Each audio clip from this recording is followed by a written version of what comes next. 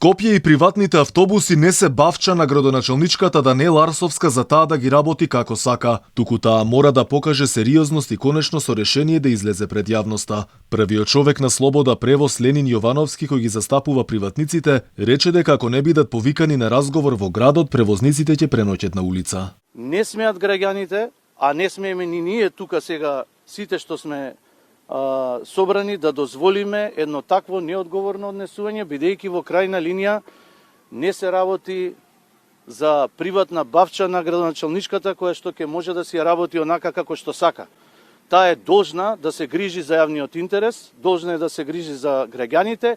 Јовановски рече дека блокадата им е единствен начин како јавноста да го чуе нивниот проблем, но и како што рече да ги демантираат лагите кои ги кажува Арсовска. Не може, пак ќе кажам, со уличарски финти или некои превари што се прават помеѓу фирмите, каде што ќе ве истрпат, каде што ќе ви ги земат сите пари и на крај ќе ви речат добро, ве излажавме, ве зезнавме, имате простор да се тужите и тоа да трае 5 години. Тоа е недозволиво од позиција на градоначалник, од позиција на избрана функција, а сите оние други што се кријат треба да одговорат зошто ги прават сите стратегии во некои задкулисни игри. Им треба време да изјават нешто пред новинарите, заради тоа што ако ја кажат вистината ќе имаат проблем.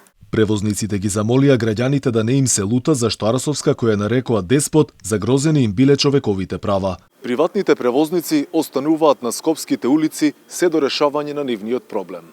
Велат градоначалничката на Скопје Даниела Арсовска, крајно време било да покаже сериозност. Инаку блокадите ќе се прошират и на други крстосници ако остане игноранскиот однос од град Скопје. Заклучно со месец октомври, долгот надминува 1,5 милиони евра.